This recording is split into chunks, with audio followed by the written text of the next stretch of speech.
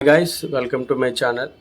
Guys మనం current affairs చదువుతున్నప్పుడు చాలా నిర్లక్ష్యం చేసే సబ్జెక్ట్ ఏంటంటే పర్యావరణం అండ్ జీవ వైవిధ్యం.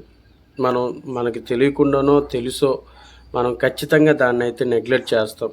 ఎక్కువ ప్రాధాన్యత హిస్టరీకి, పాలిటీకి, జాగ్రఫీకి, సైన్స్కి మనం ఇస్తుంటాం.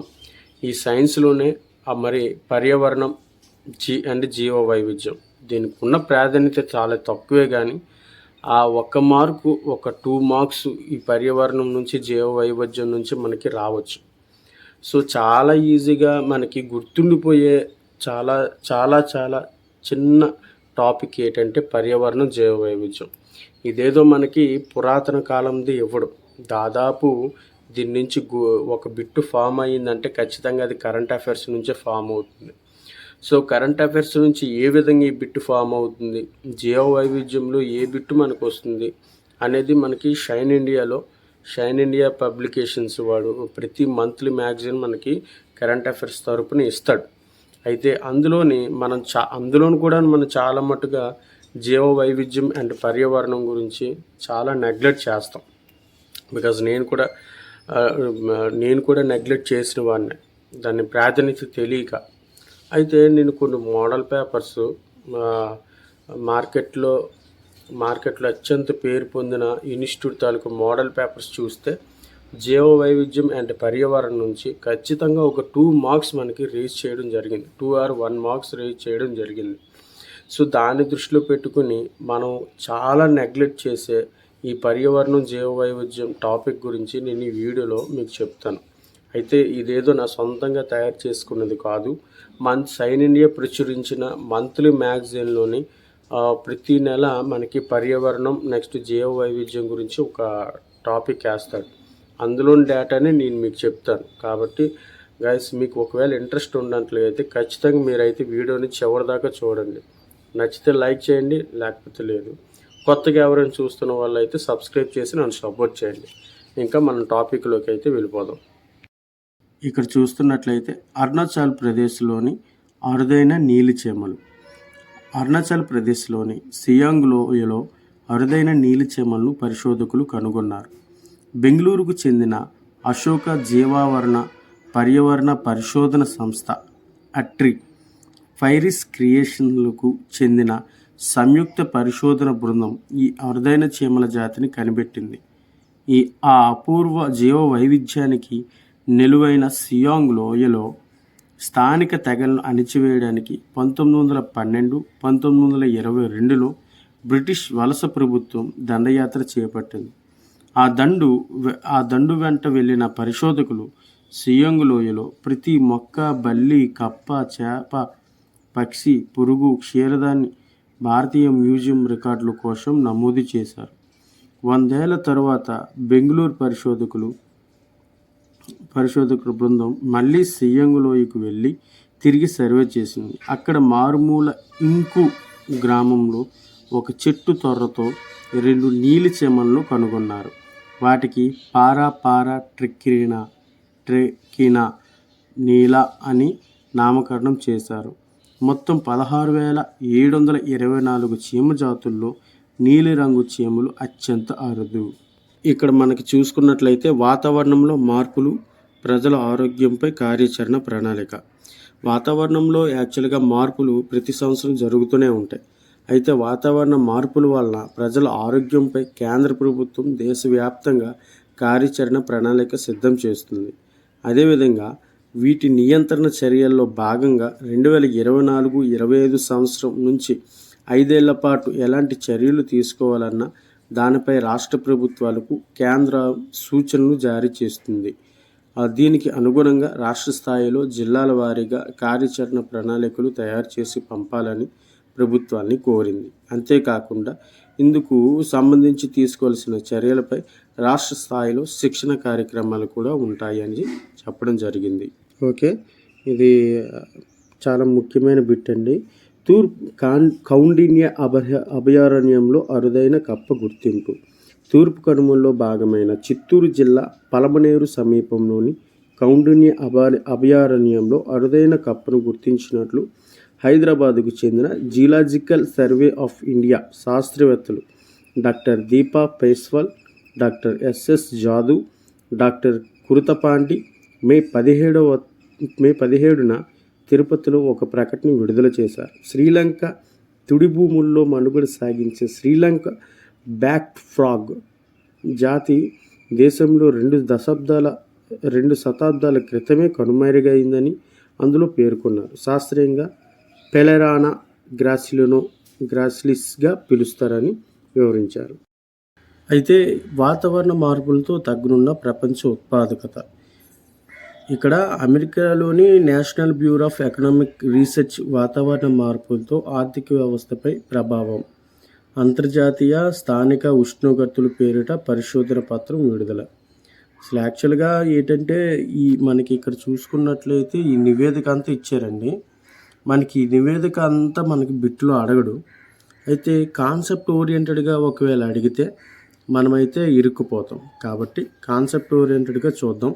అసలు అమెరికాలోని ఈ national bureau of economic research వారు ఏం చెప్పారంటే, ఇక్కడ 1960కు ముందుతో పోల్చితే ప్రపంచ సాధారణ ఉష్ణోగ్రతలు 2100కి నాటికి 4 డిగ్రీలు పెరిగే అవకాశాలు ఉన్నాయని అధ్యయనాలు చెబుతున్నాయి.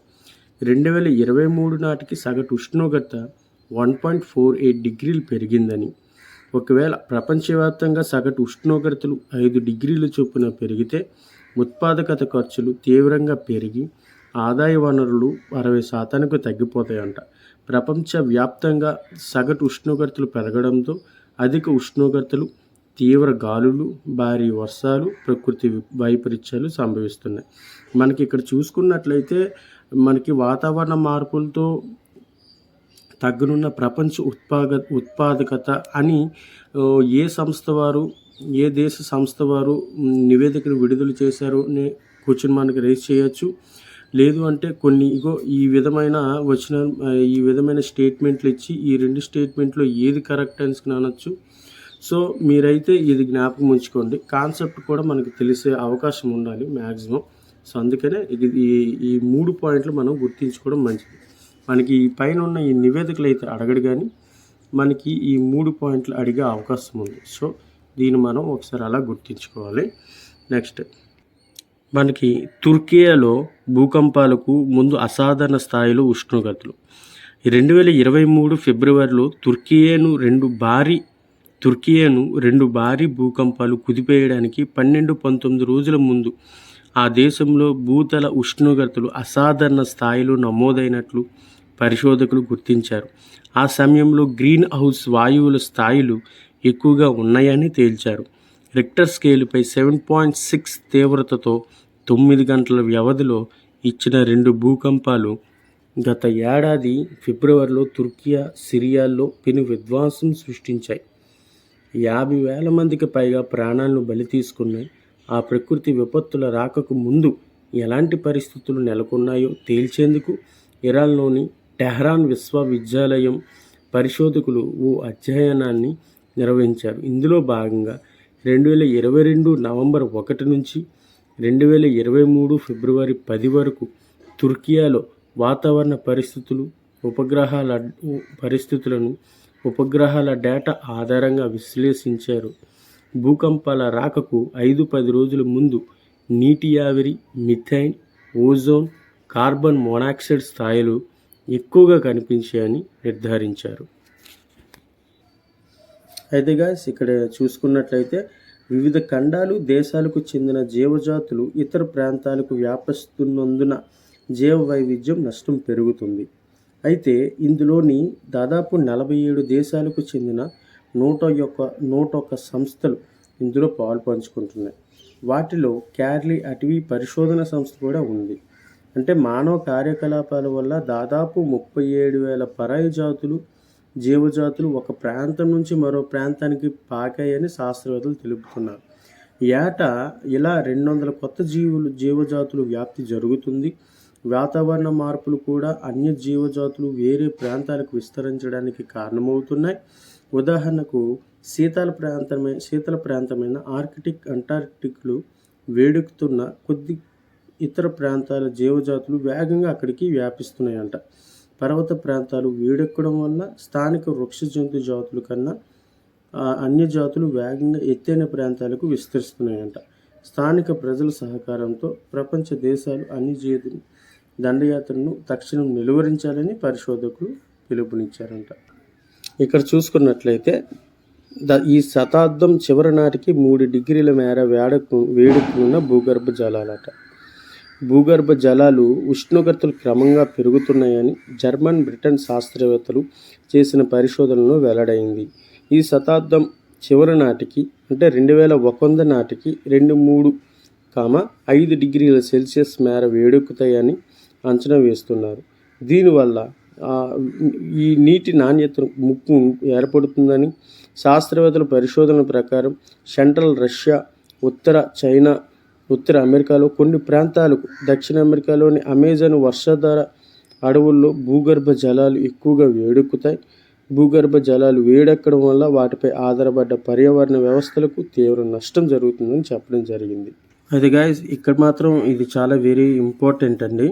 ఎందుకంటే భూమిని వేడెక్కించే నైట్రస్ ఆక్సైడ్ ఉద్గారాలు 1980 నుంచి 2020 మధ్య ఏకంగా 40% పెరిగాయంట ఓ నివేదిక పేర్కొంది. ఇందులో మొట్టమొదటి స్థానంలో చైనా, తర్వాత 2 స్థానాల్లో భారత్, 2-3 స్థానాల్లో భారత్, అమెరికాలు ఉన్నాయంట. అయితే భూమిని వేడెక్కించే వాయువుల్లో కార్బన్ డయాక్సైడ్, మిథేన్ తర్వాత అతి ఎక్కువగా గ్రీన్ హౌస్ వాయువుల్లో నైట్రస్ ఆక్సైడ్ కూడా ఉందంట. అయితే పారిశ్రామికీకరణ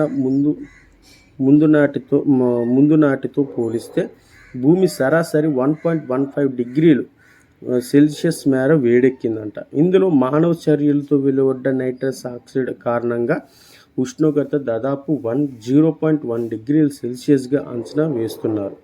అయితే గడిచిన దశాబ్ద కాలంలో వాతావరణంలోకి చేరిన ఈ వాయు ఉద్గారాల్లో 74% నత్రజని ఎరువులు, వ్యవసాయంలో ఉపయోగించే సేంద్రియ ఎరువుల నుంచే వచ్చాయంట. అయితే 2022లో వాతావరణంలో నైట్రస్ ఆక్సైడ్ గాఢత 336 పార్ట్స్ పర్ బిలియన్స్కు పెరిగింది. పారిశ్రామిక ముందు నాటితో పోలిస్తే ఇది 25% అధికమంట. భూతాపంలో పెరుగుదలను 2 డిగ్రీల సెల్సియస్ కన్నా తక్కువకు పరిమితం చేయాలంటే 2019 ఉద్గారాలు కనీసం 20% తగ్గాలని శాస్త్రవేత్తలు సూచిస్తున్నారు. ఈ వాయు విడుదల తగ్గించడమే మార్గమని, వాతావరణం నుంచి తొలగించే పరిజ్ఞానం అనేది ప్రస్తుతం అందుబాటులో లేదని వారు చెబుతున్నారు. ఈరోజు అంటే ఈ మంత్ మ్యాగజైన్ చూసుకున్నట్లయితే పూర్తిగా భూతాపం మీదే మనకి పర్యావరణం అండ్ జీవ వైవిధ్యం అనేది ఇవ్వడం జరిగింది. అయితే ఇటీవలే Yale program and climate change communication COTER international సంస్థలు సంయుక్తంగా climate change in the Indian mind 2023 నివేదికను మే 15న అమెరికాలో విడుదల చేశారు. మనకి దీని మీద ఈ నివేదికలపైన ఒక బిట్ ఖచ్చితంగా మనకు వచ్చే అవకాశం ఉంటుందండి. ఎందుకంటే ఇటీవలే అమెరికాలో ఇటీవలే climate change in the Indian mind 2023 నివేదికను ఏ దేశంలో విడుదల చేశాయి అని బిట్ రావచ్చు. మే 2017, 2023న అమెరికాలో విడుదల చేసిన నివేదిక ఏంటి, నివేదిక అంటే భూతాపం క్లైమేట్ చేంజ్పై చేసిన నివేదిక ఏ సంస్థ వారు చేశారు అని కూడా అడగచ్చు. సో మనకైతే ఇక్కడ కాన్సెప్ట్ మెయిన్ అండి, ఇంపార్టెంట్. అయితే నివేదిక ముఖ్య అంశాలు ఏంటంటే భారతదేశానికి భూతాపం అంటే గ్లోబల్ వార్మింగ్ అతిపెద్ద ముప్పుగా పరిణమిస్తుందంట. జనాభాలో 90% పైగా ప్రజలు ఆందోళన చెందుతున్నారంట. అయితే దీనికి కారణం మానవ తప్పిదాలే భూతాపానికి కారణమని 52% మంది భావిస్తుంటే 38% మంది పర్యావరణంలో సహజ మార్పులు ఈ పరిస్థితికి కారణమని చెప్పారు. అదేవిధంగా బొగ్గు ఆధారిత ప్లాంట్ నిషేధంపై ఉన్న వాటిని మూసివేసి వాటి స్థానంలో సౌర, పవన, విద్యుత్ ప్లాంట్లు నెలకొల్పేందుకు 84% మంది సానుకూలత వ్యక్తం చేశారంట. అయితే భూతాపాన్ని తగ్గించేందుకు తీసుకునే చర్యలతో ఆర్థిక వృద్ధి, కొత్త ఉద్యోగాలు వస్తాయని 74% మంది భావిస్తే, ఆర్థిక మందగమనంలో పాటు ఉద్యోగాల్లో కోత పడుతుందని 21% మంది వెల్లడించారు. భూతాపాన్ని తగ్గించేందుకు సాంప్రదాయేతర ఇంధన వనరులు వినియోగించాలని, కార్బన్ ఉద్గారాలను సున్నాకు తగ్గించాలని అభిప్రాయపడ్డారు. 2020 నాటికి కార్బన్ ఉద్గారాలను సున్నాకు తేవాలన్న ప్రభుత్వ లక్ష్యాన్ని చేరుకునేందుకు వేగంగా అడుగులు వేయాలని కోరారు. ఇదండి మనకి జీవ వైవిధ్యం తాలూకా కరెంట్ అఫైర్స్ గత జూన్ నెలది. సో ఇది జ్ఞాపకం ఉంచుకోండి. ఇది ఖచ్చితంగా ఒక బిట్టు మనకి వచ్చే అవకాశం ఉంది నివేదికల ప్రకారం ఏంటి అనేది. సో దీన్ని ఎవరు మిస్ చేయకండి. అంటే ఈ ఒక్క మార్క్ గురించి ఎందుకు వదులుకోవాలా అనే నా ఉద్దేశం, అంతే తప్ప ఇంకేం లేదు. సో మీకు ఇది నచ్చినట్లయితే ఖచ్చితంగా లైక్ చేయండి. ప్రతి మంత్ పర్యావరణం, జీవ వైవిధ్యం గురించి ఒక వీడియో అయితే చేస్తాను మీకు. Okay guys, all the best. God bless you. జై హింద్.